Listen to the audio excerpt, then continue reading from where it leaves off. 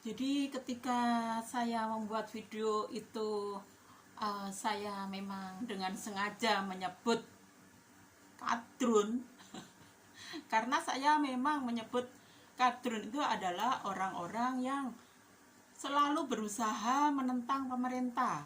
Jadi eh, apa sejak pemerintahan Pak Jokowi, banyak masyarakat kita yang rusak, ya. Mereka nggak ingat pemimpinnya siapa. Oh, ini pemimpin saya yang harus saya hormati. Oh, saya harus legowo dengan pilihan saya nggak boleh marah-marah, saya harus menghormati apapun kebijakan pemerintah. Saya sudah nggak boleh, apa istilahnya, ingat-ingat bahwa jago saya kalah. Udah, jangan. Itu adalah orang yang bersyukur. Itu namanya orang yang bersyukur, ya seperti itu, legowo. Dan itu ciri orang Nusantara. Nah, jadi ketika mulai Pak Jokowi jadi presiden tahun 2014, itu narasi-narasi untuk menyudutkan Pak Jokowi itu luar biasa banyak. Yang ekonomi kenapalah, harus ngelihat dunia nyata lah, harus apalah, ada saja yang diucapkan oleh para kadrun-kadrun itu. Sekali lagi saya memanggil mereka adalah kadrun, ya. Jadi siapapun, yaitu saya pikir, bukan saya pikir, saya kira kalau kalian itu bukan kadrun ya nggak usah tersinggung gitu loh, ya. Nggak apa-apa, santai saja dengan sebutan saya. Pun saya dikata sebagai, wah, sebutan itu yang nggak suka sama sebutan, yang nggak suka sama video saya kemarin, ngata-ngatain saya apapun, suara wer-wer, saya nggak apa-apa.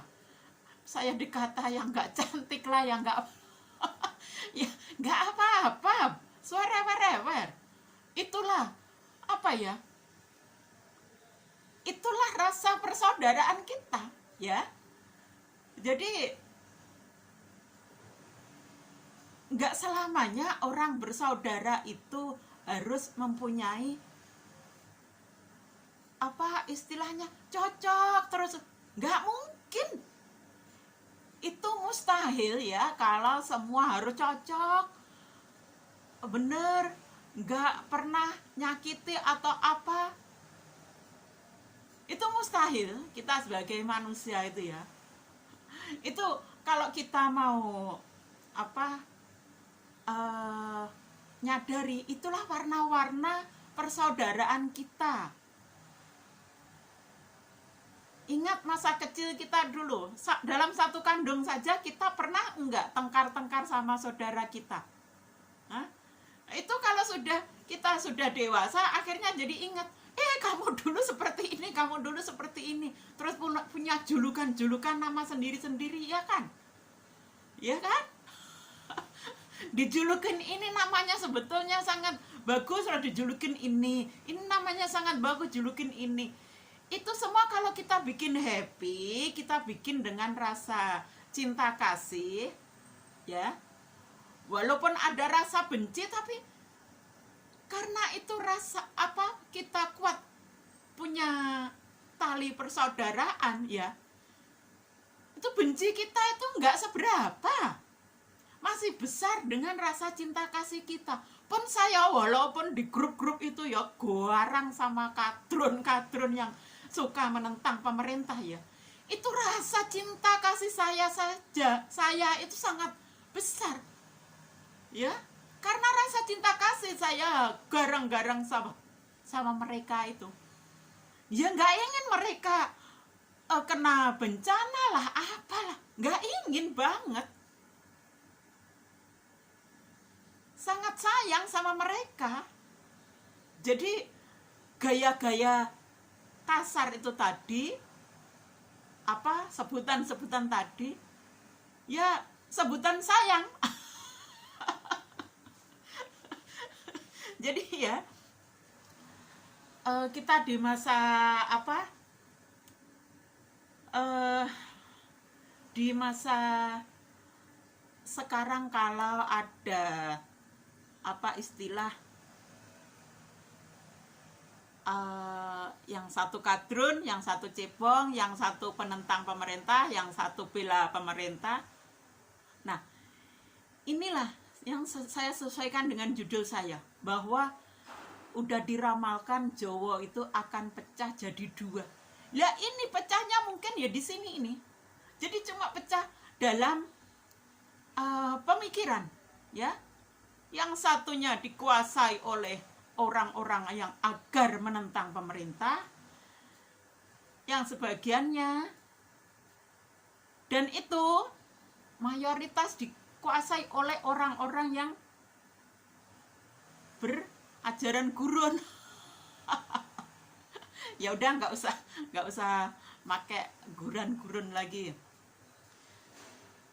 Ya nggak bisa, saya harus pakai pasal saya pakai Nusantara saya saat itu memang saya bandingkan dengan kita udah nggak adil dengan bangsa kita, dengan leluhur kita.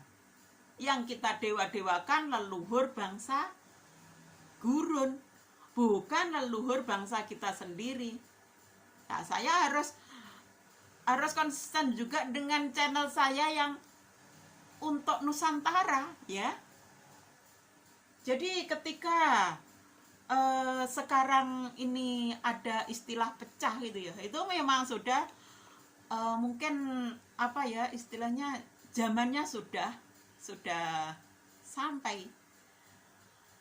Jadi pecah, Pulau Jawa pecah jadi dua itu bukan berak jadi terpisah terus ada selat macam Bali dan Jawa, macam Sumatera dan Jawa, bukan.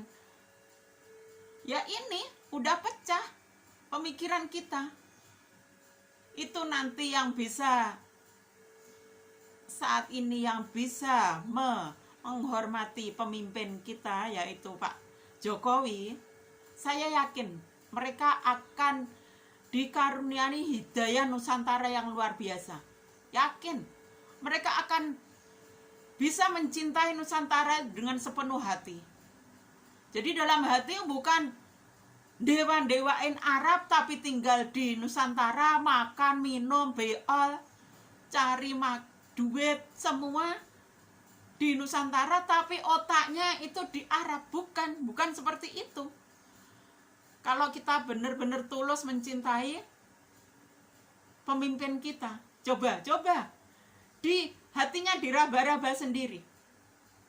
Jadi ya di Nusantara udah itu tadi pecah jadi dua. Yang penentang negara otomatis saya panggil dengan kadrun, walaupun orang lain manggil kadrun itu ada orang-orang yang beragama dari gurun.